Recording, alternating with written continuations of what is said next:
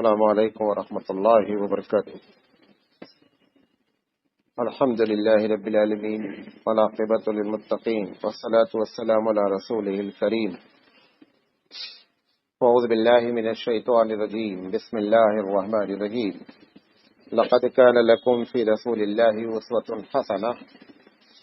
محترم حضرات، یہ سیرت النبی صلی اللہ علیہ وسلم کی 10ویں قسط ہے، اور میں نے آپ کو پچھلی مرتبہ جہاں پہ چھوڑا تھا وہاں سے شروع کرتے ہیں بات کو، کہ نبی کریم صلی اللہ علیہ وسلم نے 3 سال کی خاموشی کے بعد جب اللہ کا حکم آ گیا کہ اب آپ دعوت کو علل اعلان کر دیں، تو آپ نے پہلے 2 مرتبہ اپنے گھر والوں کو بلایا، اور تیسری مرتبہ آپ نے پورے مکہ والوں کو بلایا، اور پھر اس کے بعد آپ نے ایک دن حرم میں دعوت کا اعلان۔ جب حرم میں دعوت کا اعلان کیا گیا تو نبی کریم صلی اللہ علیہ وسلم پر لوگ جو ہے وہ دشمنی میں ٹوٹ پڑے۔ بہرحال نبی کریم صلی اللہ علیہ وسلم وہاں سے چلے گئے، اور حارث بن ابی ام حالہ رضی اللہ تعالی عنہ جو حضور کو بچانے کے لیے آئے وہ شہید ہو گئے۔ یہاں تک بات ہوئی ہے۔ اب یقینی بات ہے، سب سے پہلے آپ مکے کے ایک لوکیشن کو سمجھ لیں، کیونکہ دماغ میں بات آتی ہے کہ وہ قوم جو چھوٹی چھوٹی بات پہ لوگوں کو قتل کر دیتی تھی، وہ نبی کریم صلی اللہ علیہ وسلم کو برداشت کیسے کر رہی ہے۔ مکے کی جو پوری آبادی، غور سے سنیے گا اس بات کو، مکے کی جو پوری آبادی ہے وہ حقیقت میں ایک گروہ تو ایسا ہے جو اوریجنل مکن ہے، مکے کے لوگ ہیں، اوریجنل ہیں، یعنی اسماعیل علیہ السلام کے خاندان سے جو چلا آ رہا تھا وہ ایک اصل گروپ تھا۔ اسی میں نبی کریم صلی اللہ علیہ وسلم کا خاندان، قریش، پھر قریش کے جو چھوٹے چھوٹے قبیلے تھے، خاص کر بنو ہاشم اور بنو عبد المطلب، یہ سارا ایک پورا گویا گروپ تھا۔ دوسرا گروپ وہ تھا جو بعض جگہوں سے ہجرت کر کے آ کر مکے میں رہنے لگے تھے۔ جو بھی مکے میں باہر سے آتا تھا وہ کسی نہ کسی مکہ کے اوریجنل آدمی کے اسپانسرشپ میں ہوتا تھا۔ اسپانسرشپ کا مطلب یہ ہوتا تھا کہ تمہارے اوپر اگر کسی نے ہاتھ اٹھایا تو ہم تمہارے ساتھ ہیں، اور وہ یہ کرتے تھے کہ اگر ان کا جو کفیل ہے، اگر اس کفیل کے اوپر کوئی مصیبت آتی تھی تو یہ بھی اس کا سپورٹ کرتے تھے۔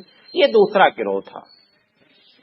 تیسرا گروہ وہ تھا جو غلام تھے، کہیں سے پکڑ کے آ گئے یا کڈنیپ ہو گیا یا قبیلے نے لوٹ لیا، کسی طریقے سے غلام بن گئے، اور وہ مکے میں کسی نہ کسی کے انڈر میں گویا کہ غلام تھے۔ یہ گویا کہ 3 طبقے بیسک طور پر موجود تھے۔ اس میں جو اصل طبقہ تھا وہ مکہ والوں کا تھا۔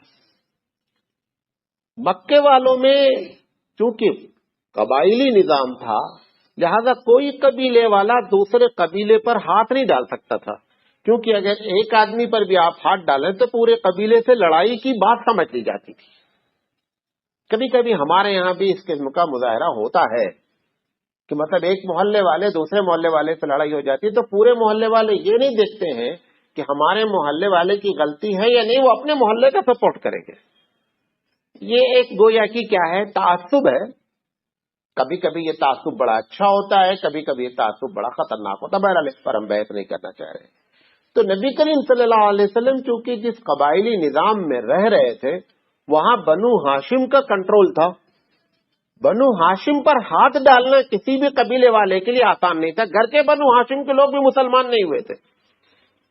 ایک مرتبہ بنو ہاشم نے یہ بات کہہ دی تھی لوگوں سے کہ دیکھو، جو یہ بندہ ہمارا ہے نبی کریم صلی اللہ علیہ وسلم، وہ کچھ بھی کریں لیکن ہیں ہمارے قبیلے کیا، ہم مسلمان ہوں یا نہیں ہوں۔ جیسے ابو طالب ہیں، پوری جان سے نبی کریم صلی اللہ علیہ وسلم کی حفاظت کرتے رہے، مسلمان نہیں ہوئے، لیکن یہ برداشت نہیں کر سکتے تھے کہ کوئی ہمارے بھتیجے کو برا بھلا کہے یا ہمارے بھتیجے کے اوپر کوئی ہاتھ اٹھا دے۔ یہ بات ممکن میں سے نہیں تھی۔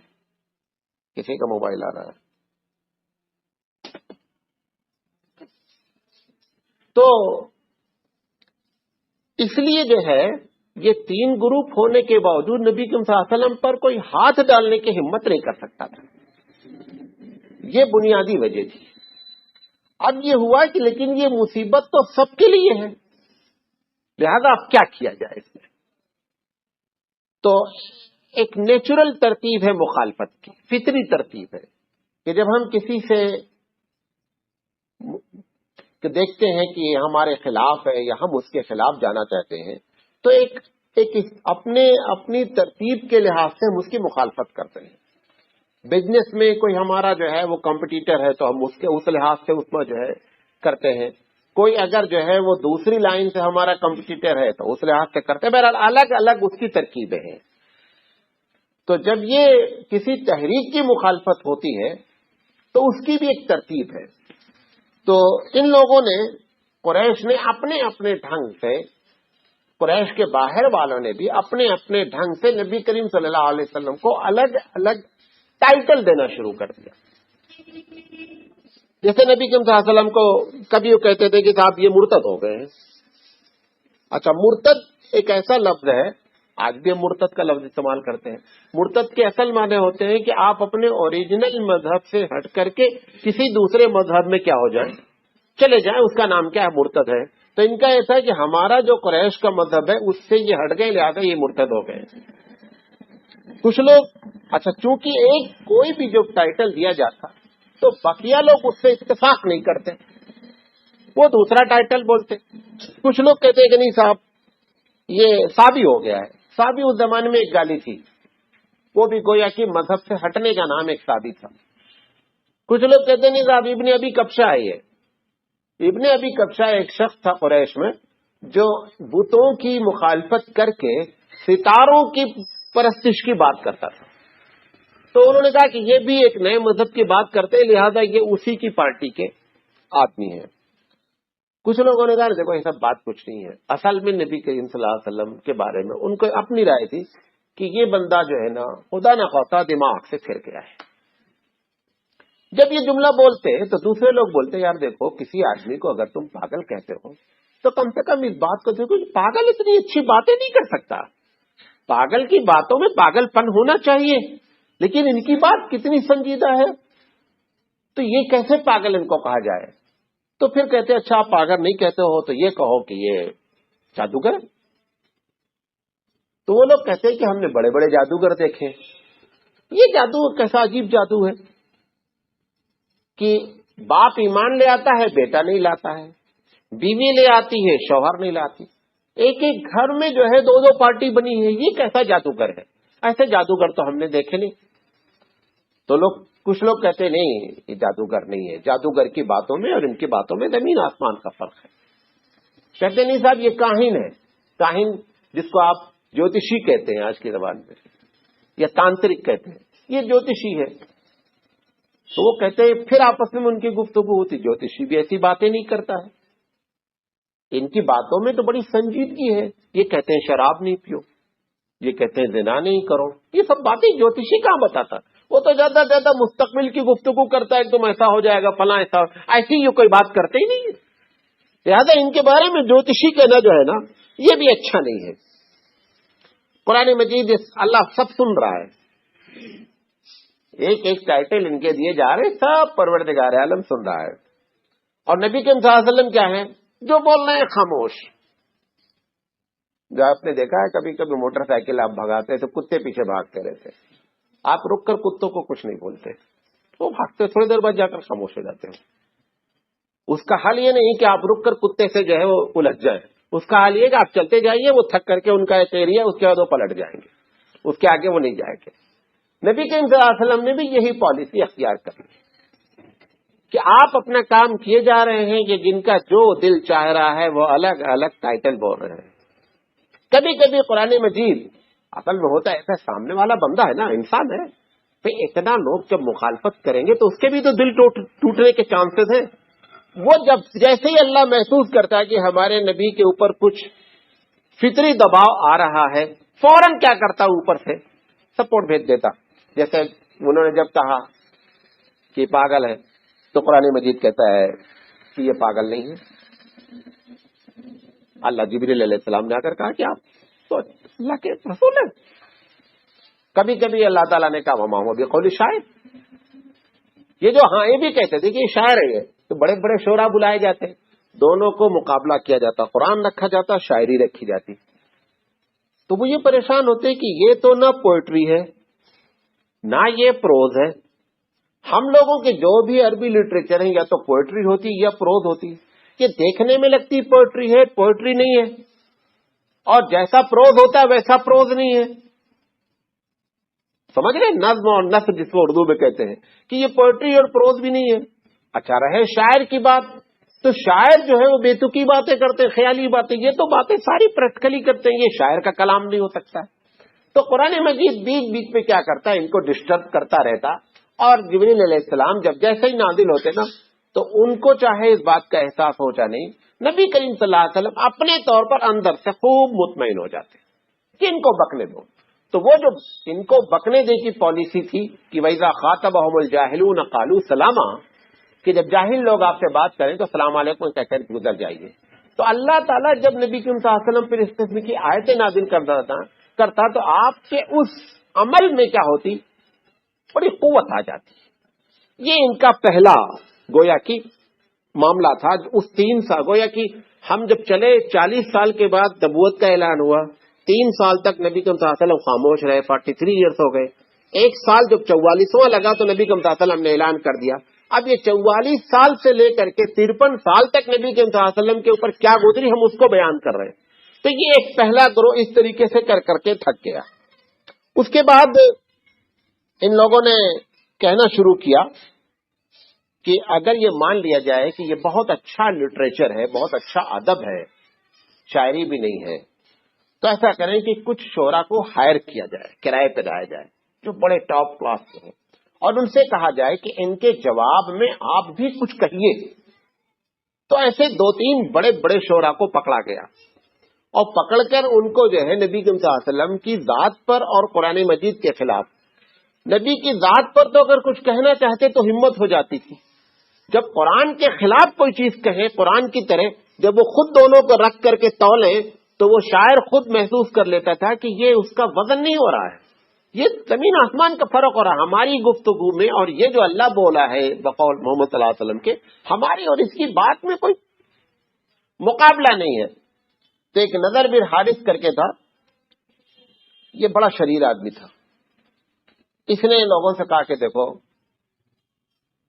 تم سب کر کے تھک گئے ہو، اب میں ان کا مقابلہ کروں، میں جاتا ہوں ایران اور کیا کہتے ہیں فارس اور یمن، یہ سب علاقوں میں، کیونکہ نبی کریم صلی اللہ علیہ وسلم جو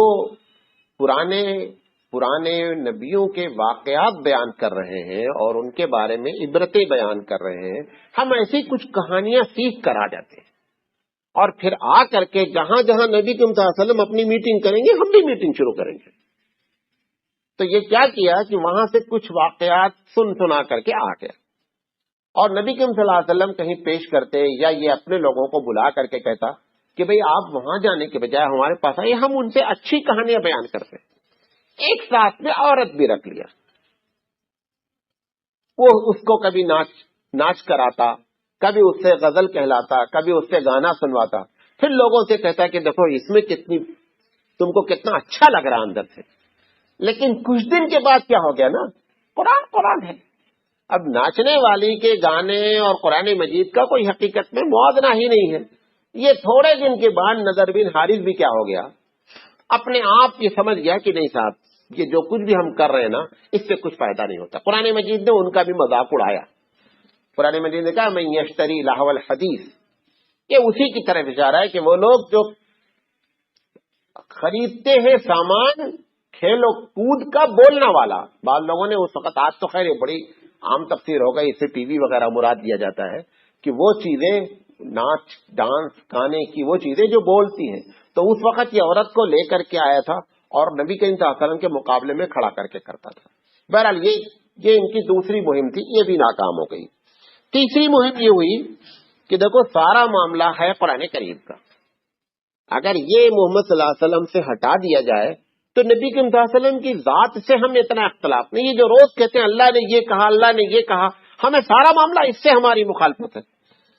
اسی لیے دیکھیں قرآن مجید نے بھی کہا کہ محمد صلی اللہ علیہ وسلم آپ گھبراتے کیوں؟ یہ مخالفت تو مجھے تو جھوٹا کہتے ہیں, آپ کو تو جھوٹا کہتے نہیں ہیں, آپ کیوں اتنا گھبرا رہے ہیں؟ نبی کریم صلی اللہ علیہ وسلم کو حوصلہ ہمت دینے کے لیے قرآن مجید نے ایک جگہ کہا کہ اللہ کے رسول آپ گھبرائیے نہیں, یہ تم کو نہیں جھٹلاتے ہیں. یہ کس کو جھٹلاتے ہیں؟ ہم کو جھٹلاتے ہیں. ہم کو ناراض ہونے چاہیے, آپ پریشان کیوں ہوتے ہیں؟ آپ نہیں پریشان ہو. یعنی گویا کہ اللہ کے نزدیک نبی کی وہ عزت ہے کہ نبی کے جھٹلانے کو اس نے برداشت نہیں کیا, اس کو اپنی طرف منسوخ کر دیا کہ یہ ہم کو جھٹلا رہے ہیں, آپ لہذا گھبرائے نہیں. تو ان لوگوں نے ایک مہم چلائی کہ قرآن مجید سننا نہیں چاہیے. یہ بتاؤ اپنے لوگوں کو, کیونکہ جو سنتا ہے وہی پلٹ جاتا ہے, لہذا کوشش کرو کہ اپنے لوگ کہیں بھی قرآن مجید سننا نہیں چاہیے.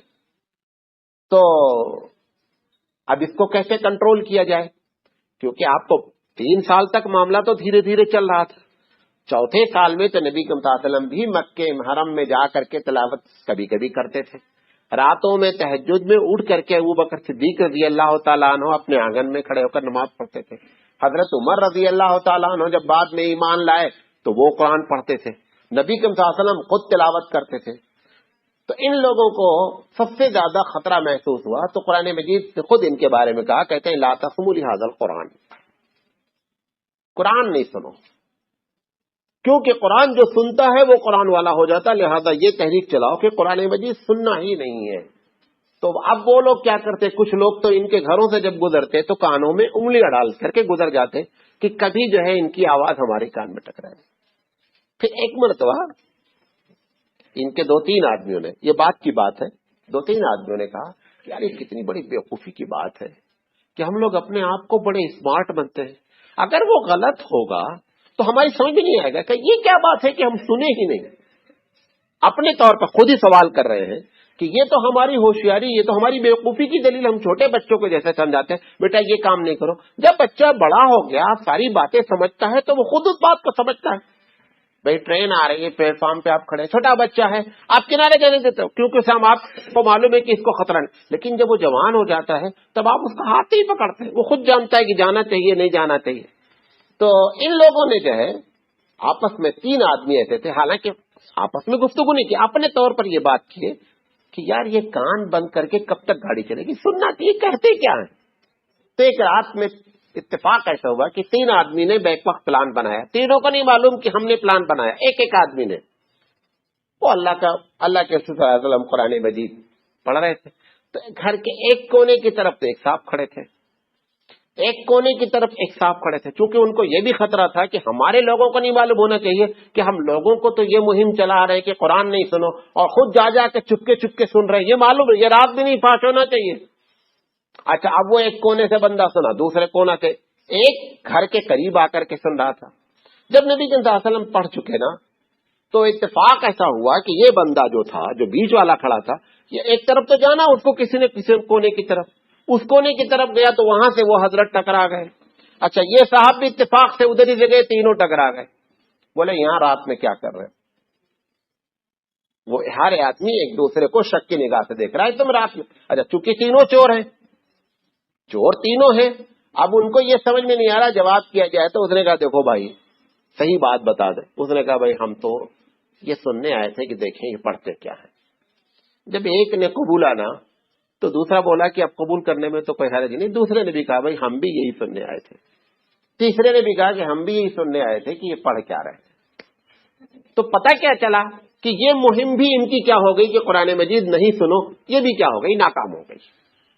اب ناکام ہونے کے بعد انہوں نے چوتھی پلاننگ کی. اب دیکھیے سب ترتیب سے معاملہ ہے, یہ سب باقاعدہ میٹنگ ہوتی تھی ان کی, میٹنگوں میں طے ہوتا تھا کیا کیا جو ہے وہ اسٹیپس اٹھائے جائیں گے اسلام کے خلاف. چوتھی جو ان کی جو ترتیب آئی وہ یہ تھا کہ اب نبی کریم صلی اللہ علیہ وسلم چونکہ علمی بات کرنے لگے ہیں, باتیں جو ہیں وہ علم سے تعلق رکھتی ہیں, باتیں جو ہیں وہ پرانے جو ہے نبیوں سے متعلق ہیں, باتیں قرآن مجید میں قیامت کے متعلق ہیں. تو ایسے کچھ سوالات کیے جائیں نبی کریم صلی اللہ علیہ وسلم سے کہ یہ پریشان ہو جائیں اور پریشان ہو کر کے اس کا جواب نہیں دے سکیں. تو کبھی کبھی تو کہتے تھے کہ اچھا محمد صلی اللہ علیہ وسلم یہ بتاؤ کہ اللہ تعالیٰ نے تمہارا ہی سلیکشن کیوں کیا، آخر کیا بچے؟ اتنے لوگ مکے میں بڑے قابل لوگ ہیں، پیسے والے لوگ ہیں، تمہارے پاس پیسہ بھی نہیں ہے، تمہاری حیثیت بھی کچھ نہیں ہے ہم لوگوں کے آگے، آخر اللہ تعالیٰ نے تمہارا سلیکشن کیوں کیا؟ اللہ نے اس کا جواب دیا، اللہ نے کہا کہ میں جب کوئی کام کرتا ہوں تو میں تمہارے مشورے کا محتاج نہیں ہوتا ہوں کہ میں تم سے مشورہ کروں کہ کس کا سلیکشن کرنا ہے، یہ میں جانتا ہوں کہ کس کا سلیکشن کرنا ہے۔ اچھا، اس کے بعد یہ کہتے ہیں کہ اچھا یہ بتاؤ محمد صلی اللہ علیہ وسلم، یہ جو تمہارا فرشتہ آتا ہے ہم کو کیوں نہیں دکھلا دیتے؟ ہم کو دکھلا دو، ہم بھی مان لیں اس بات کو کہ صاحب ان کے ساتھ کوئی فرشتہ آتا ہے۔ نبی کریم صلی اللہ علیہ وسلم نے کہا دیکھو، وہ فرشتے کا آنا اور اس کا بلانا ہمارے بس کا نہیں ہے، یہ اوپر والا جب بھیجتا ہے تب آتا ہے، اوپر والا نہیں بھیجتا نہیں آتا، وہ ہم کو نظر آتا ہے تم کو نظر نہیں آتا، اس کی بھی ہمارے پاس کوئی حل نہیں ہے۔ اللہ تعالیٰ یہ بھی بتانا چاہ رہا تھا کہ ہم ضروری نہیں کہ تمہاری ہر بات کو مان ہی لیں، کیونکہ ایمان کا تقاضا پھر کیا رہ جائے گا؟ ایمان تو نام ہی ہے غیب کی باتوں پر ایمان لانے کا۔ بھائی ہم نے نبی کریم صلی اللہ علیہ وسلم پر قرآن آتے ہوئے دیکھا نہیں دیکھا؟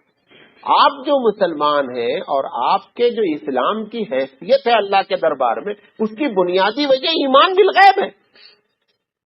آپ اللہ کے رسول نے ایک مرتبہ حدیث میں فرمایا نا، اللہ کے رسول نے پوچھا صحابہ سے کہ بتاؤ کہ کس کا ایمان بڑا تعجب والا ہے، سرپرائزنگ والا ایمان کس کا ہے، کس کے ایمان پر آپ کو تعجب ہے؟ تو صحابہ نے کہا کہ فرشتوں کا ایمان۔ ان کا فرشتوں کا ایمان میں کیا تعجب کی بات ہے؟ فرشتے روز دیکھ رہے ہیں، آسمان دیکھ رہے ہیں، اللہ کا کارخانہ دیکھ رہے ہیں، سب کچھ دیکھ رہے ہیں، وہ اگر ایمان اللہ پر نہیں لائیں گے تو کون لائیں گے؟ کہا نبیوں کا ایمان، کہا نبیوں کا ایمان پہ بھی کوئی تعجب کی بات نہیں ہے، روز جبریل آ رہے ہیں، میں دیکھ رہا ہوں جبریل کو، وہاں سے اللہ کا کلام سنا رہے ہیں، بعض نبی اللہ سے ڈائریکٹ بات کر رہے ہیں، جنت دیکھ کر آ گئے، دوزخ کا مشاہدہ کر کے آ گئے، ہم ایمان نہیں لائیں گے تو کون لائے گا؟ تو انہوں نے کہا اللہ کے رسول ہم لوگ ہیں صحابہ لوگ، تو انہوں نے فرمایا تمہارے ایمان پہ بھی کوئی تعجب کی بات نہیں، میں روزانہ تم کو نئی نئی خبریں بتاتا ہوں جبریل کی لائی ہوئی۔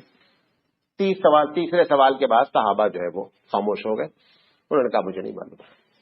حضور اکرم صلی اللہ علیہ وسلم نے فرمایا کہ مجھے اس کے ایمان پر تعجب ہے جو مجھے اپنی آنکھوں سے نہیں دیکھے گا، اور وہ ویسے ہی یقین کرے گا جیسے تم یقین کرتے ہو۔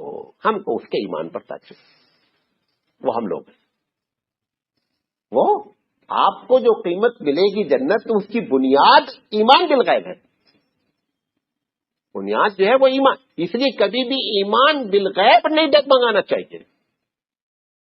ایمان بالغیب میں نہیں معلوم نہیں جنت ہے کہ نہیں ہے، دوزخ ہے کہ نہیں ہے، نہیں، اس میں نہیں ڈگمگانا، کیونکہ وہی تو آپ کے اصل وہی کریڈٹ ہونا ہے، اسی کو کیش ہونا ہے قیامت میں۔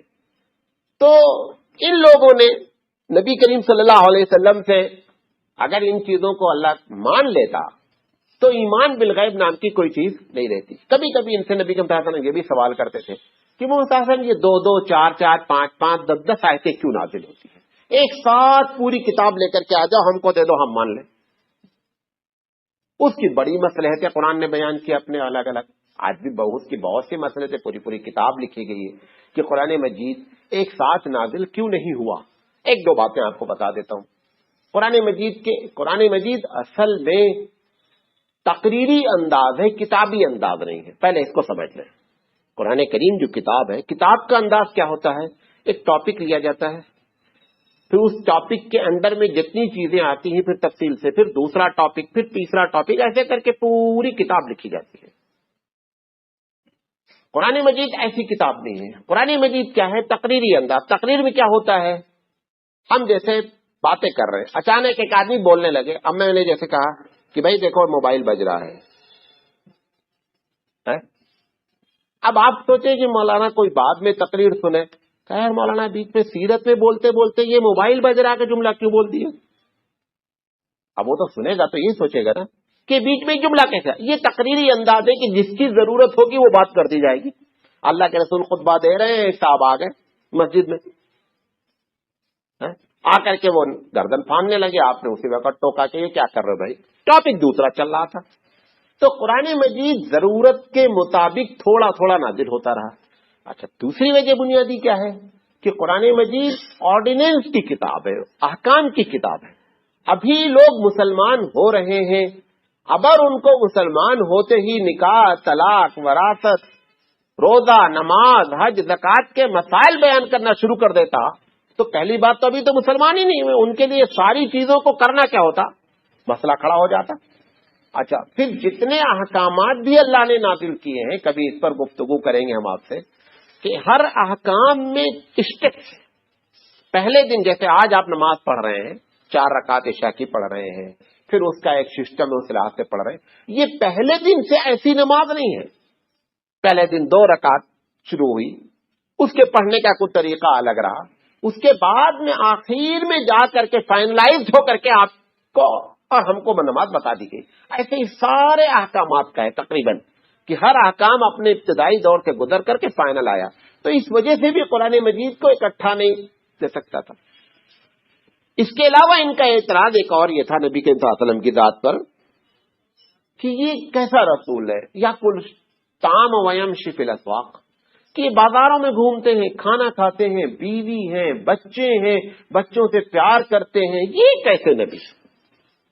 यानी उनका था कि इंसान नहीं होना चाहिए था, कोई फरिश्ता आता, वो हमारे सामने उतरता आसमान से एकदम सफेद पोशाक में, वो बोलता भाई ये अल्लाह ने फरमाया, हम बात मान लेते। कुरान मजीद ने उसका भी जवाब दिया। ये मोहम्मद सल्लल्लाहु अलैहि वसल्लम, ये जो तुमसे इतराज करते हैं कि कोई फरिश्ता आ जाता और हम उसकी बात मान लेते, तो अल्लाह ताला ने कहा कि अगर हम फरिश्ता भेज देते तो ये बोलते कि भाई देखो तुम फरिश्ते हो, न तुमको बीवी है न बच्चे हैं, तुम जितना चाहो उतनी नमाज पढ़ो यार, न तुम्हें खाना है न पीना है, कुछ नहीं, न बिजनेस है न धंधा है, तुम चाहो जितनी इबादत करो। तब ये कह करके उसका इतराज करते। हमने इसलिए उन्हीं में से आदमी भेजा कि ताकि इनका कोई एक्सक्यूज एक्सेप्ट नहीं हो। जो ये नबी कह रहे हैं, जो ये नबी कर रहे हैं, वो सब पॉसिबिलिटी है, उसके मुमकिनात में से है करने के, उसमें कोई चीज ऐसी नहीं है जो नहीं की जा सके। इसलिए जो है वो नबी को क्या है, हमेशा उसी कौम के एक फर्द को भेजा गया। ये एक अलग बात है, आज एक पूरा तबका इस बात की कोशिश करने में लगा है कि साहब नहीं, नबी इंसान ही नहीं है। पूरी कोशिश उसकी इस बात की है कि साहब नबी को इंसान नहीं, बशर नहीं बोलना चाहिए। हालांकि कुरान मजीद ने बड़ा अच्छे अंदाज में कुरैश का यह एतराज किया कि माली हाज़ा रसूल याकुलु ताम वयम शिफिल अस्वाक़, कैसा रसूल है जो खाना खाता है और बाजारों में घूमता। अल्लाह ताला को उसको जवाब में फौरन कहना चाहिए था कि ये बंदा कहाँ इंसान है भाई, ये तो फरिश्ता है। अल्लाह ने कुछ नहीं कहा, अल्लाह ने उसको एक्सेप्ट किया कि हाँ, बल्कि उसका जवाब दिया कि अगर हम फरिश्ता बनाकर भेज देते तो तुम ये एतराज़ात शुरू कर देते। लिहाजा मैंने जो है वो, तो ये इस तरह से इनकी कटौजतियां जो है, कभी कभी कहते अच्छा दफा हम लोग इतने मुखालिफ हैं तुम्हारे, ऐ मोहम्मद सल्लल्लाहु अलैहि वसल्लम वो अजाब तुम क्यों नहीं ले आते जो बोलते कि अगर नहीं करोगे तो अल्लाह पकड़ लेगा। अल्लाह क्यों नहीं पकड़ता हम लोगों को? अच्छा, आप अंदाजा करें कि ऐसे मौके पर बंदा कितना सब्र कर रहा होगा। फौरन हाथ उठाकर उसको दुआ करना चाहिए, अल्लाह ताला इनको भेज ही दे अजाब। लेकिन नबी करीम सल्लल्लाहु अलैहि वसल्लम की शान रहमतुल लिल आलमीन है, क्योंकि उनको अल्लाह के रसूल को एक बात अच्छी तरीके से मालूम थी कि इनकी मुखालफत की वजह में भी जो है ना लॉजिक है, ऐसा नहीं है ये है साहब। क्योंकि इसीलिए हुजूर क्या कहते थे कि अगर ये ईमान नहीं लाएंगे तो इनके आने वाली नस्ल ईमान लाएंगे, और वही हुआ। और कभी कभी अपने आप से अल्लाह से कहते थे अल्लाह हो सकता है कि मैं उस अंदाज में इनको बात ही नहीं समझा रहा हूं, तो मुझे पूरा मौका दीजिए कि मैं इनको बात समझा ले जाऊं। बहरहाल फिर अल्लाह ताला ने एक मरतबा कुरान मजीद नाज़िल करके कह दिया कि मोहम्मद सल्लल्लाहु अलैहि वसल्लम जब तक आप इनके दरमियान में मौजूद हैं हम इनको अजाब भेजेंगे नहीं। ये आपकी बरकत है, आपकी बरकत से अजाब कभी भी इस कौम पर कंप्लीट नहीं आएगा। एक दो आदमी को कुछ न कुछ हो जाए वो डिफरेंस मैटर है, लेकिन ऐसा नहीं होगा कि पूरी कौम अजाब में क्या हो जाए, मुलविस हो जाए। तो इनका जो ये वादा है, कभी कभी पूछते थे आकर के कि अच्छा बताओ वो अजाब कब आएगा, वो जो क़यामत बोलते हैं ना वो कब आएगी। तो अल्लाह ताला ने साफ साफ कह दिया कि कहते हो कि मैं इसको जानता ही नहीं, इसका इल्म मुझे है ही नहीं, ना अल्लाह ने मुझे बताया है और ना मुझे इसको जानने की जरूरत है। जब कभी बाद में सहाबा ने कभी पूछ लिया अल्लाह के रसूल से कि रसूल क़यामत कब आएगी, तो नबी करीम सल्लल्लाहु अलैहि वसल्लम ने उनको समझाने के लिए क्या मौत के लिए तैयार हो, सारी तैयारी हो चुकी है, इस तरह से उनको जवाब दिया। लेकिन कुफार को तो साफ साफ था कि मुझे इसका इल्म नहीं है। कुल इन्नमल इल्मु इंदल्लाह, कह दो मोहम्मद सल्लल्लाहु अलैहि वसल्लम इसका इल्म अल्लाह के पास है, मानो तो ना मानो तो ये जो है वो ये दोया कि इनका चौथा स्टेप्स था, जिस स्टेप्स पर ये चल रहे थे। मैं 5 मिनट बात और करूंगा इंशाल्लाह, उसके बाद अपनी बात खत्म करूंगा। ان سب میں نبی کریم صلی اللہ علیہ وسلم پر دو کیفیت ہوتی تھی، اس کو بھی سمجھ لے بات کو۔ ایک تو کیفیت میں نے آپ کو بتائی کہ اللہ کے رسول مستقل صبر کر رہے تھے، اور وہ اللہ کا حکم بھی تھا، اور نبی کریم صلی اللہ علیہ وسلم کے مزاج میں پروردگار عالم نے صبر رکھ بھی دیا تھا، اس کی پوری مدد بھی کرتا تھا۔ اچھا، دوسری چیز یہ تھی کہ اندر اندر نبی کریم صلی اللہ علیہ وسلم بحیثیت انسان کے جو انسانی کمزوریاں ہوتی ہیں، آپ کوئی محنت کریں، کسی قسم کی محنت کریں، ایک آدمی دعوت کی محنت کرتا ہے، ایک آدمی جو ہے وہ تبلیغ کی محنت کرتا ہے، ایک بزنس میں محنت، ہر آدمی چاہتا ہے کہ اس کا نتیجہ ہم کو نظر آنے لگے۔ ایسا نہیں ہے کہ کوئی آدمی کام کرتا رہے اور یہ سوچے نہیں صاحب نتیجہ نظر آوے نہیں، ہم تو لگے جائیں گے، یہ بہت بڑا مسئلہ ہے۔ اللہ کے رسول صلی اللہ علیہ وسلم کے بھی دماغ میں یہ بات آتی تھی کہ میں اتنی محنت کر رہا ہوں، دعوت کا کام کر رہا ہوں، گھر گھر تبلیغ کر رہا ہوں، اس کے نتائج برآمد ہونا چاہیے۔ تو نبی صلی اللہ علیہ وسلم کو اللہ تعالیٰ کبھی کبھی تو بہت پیار کے انداز میں سمجھاتا، اور کبھی کبھی نبی صلی اللہ علیہ وسلم سے اس انداز میں بات کرتا ہے، صاحب پریشان کیوں ہو رہے ہیں؟ ہم نے یہ کب کہا ہے کہ تم کو جنت ہم اس وقت دیں گے جب یہ ایمان قبول کر لیں گے؟ یہ تو میں نے تم سے نہیں کہا، ہم نے تو صرف کہا ہے کہ بلغ ما انزل الیک من ربک، کہ محمد صلی اللہ علیہ وسلم اس چیز کو تم پہنچا دو جس کو میں نے تم پر نازل کیا ہے۔ میں نے یہ کب کہا ہے کہ جب یہ ایمان لے آئیں گے تب تمہاری جنت پکی ہوگی؟ تمہاری جنت تو پکی ہے۔ سارے انبیاء کے ساتھ، بلکہ دین کے ہر کام کرنے والوں کے ساتھ یہ اللہ کے رسول کا نمونہ ہے کہ آپ دین کا کام کیے جائیں، نتیجہ برآمد ہو یا نہیں برآمد ہو۔ مولانا اصلاحی کہتے ہیں کہ اگر کوئی آدمی اپنی تقدیر لکھا دیکھ کر آ جائے، جملہ کہتے ہیں کہ اگر اپنی تقدیر میں لکھا دیکھ کر آ جائے کہ میں تبلیغ کا کام کروں گا اور نتیجہ برآمد نہیں ہوگا، تو بھی تبلیغ کی ذمہ داری ختم نہیں ہوگی، گرچہ اسے معلوم ہے کہ ہم کو کوئی نتیجہ نہیں برآمد ہونا، تقدیر اپنی پڑھ کر کے آ گیا، انہوں نے کہا تب بھی ذمہ داری ختم نہیں ہوتی ہے۔ تو اللہ کے رسول صلی اللہ علیہ وسلم سے پروردگار عالم نے بڑے اچھے انداز میں بات کی کہ آپ ایک دم نہیں گھبرائیں، آپ کی جنت ان کے ایمان لانے پر ڈیپینڈ نہیں ہے، آپ کا کام، سب کا کام کوشش کرنا ہے۔ قرآن مجید نے دوسری جگہ پر سب کے لیے کہا وَأَنَّ سَعْيَهُ سَوْفَ يُرَىٰ، کہ ہر آدمی قیامت میں اپنی کوشش کو دیکھے گا، اپنے نتیجے کو نہیں دیکھے گا، کیونکہ نتیجہ کس کے ہاتھ میں ہوتا ہے؟ اللہ کے ہاتھ میں ہوتا ہے۔ نتیجہ وہ برآمد کراتا ہے، آپ کتنی بھی کوشش کریں یہ اوپر والے کے ہاتھ میں۔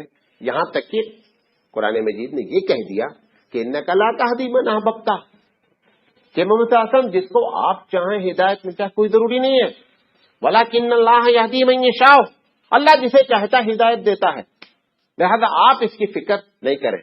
کبھی کبھی اللہ کے رسول اتنی محنت کرتے تھے، اتنی کوشش کرتے تھے کہ قرآن مجید نے کہا لعلک باخع نفسک علی آثارہم ان لم یؤمنوا بہذا الحدیث اسفا، کہ محمد صلی اللہ علیہ وسلم آپ اپنی جان دے بیٹھیں گے اس چکر میں کہ ایمان نہیں لا رہے، آپ اپنا کام کیے جائیں۔ تو یہ دونوں کیفیت تھی، ایک طرف صبر کی بات تھی، دوسری طرف نبی صلی اللہ علیہ وسلم کو فطری طور پر الجھن بھی تھی۔ اس الجھن کو پروردگار عالم مختلف انداز میں اللہ کے رسول صلی اللہ علیہ وسلم کو اطمینان بھی دلاتا رہتا تھا۔ یہ باتیں آپ کے سامنے آج عرض کرنی تھی، انشاءاللہ زندگی رہی تو کل اس کے بعد ہم بات کریں گے کہ اب اس کے بعد جو دور شروع ہوتا ہے وہ چھیڑ چھاڑ کا دور ہے۔ فزیکلی چھیڑ چھاڑ کا دور شروع ہوتا ہے کہ ان کو ایسا اکساؤ کہ یہ ہمارے مقابلے میں ہاتھ اٹھا لیں، تاکہ ہم لوگوں کو جواز پیدا ہو جائے ان کے اوپر ظلم کرنے کا۔ لیکن وہاں پر پالیسی پہلے سے مرتب ہے کہ وہ کفو ایدیکم، کہ لوگوں اپنے ہاتھوں کو روکے رکھو۔ وآخر دعوانا ان الحمدللہ رب العالمین، سبحان اللہ وبحمدہ، سبحانک اللہم وبحمدک، اشہد ان لا الہ الا انت، استغفرک۔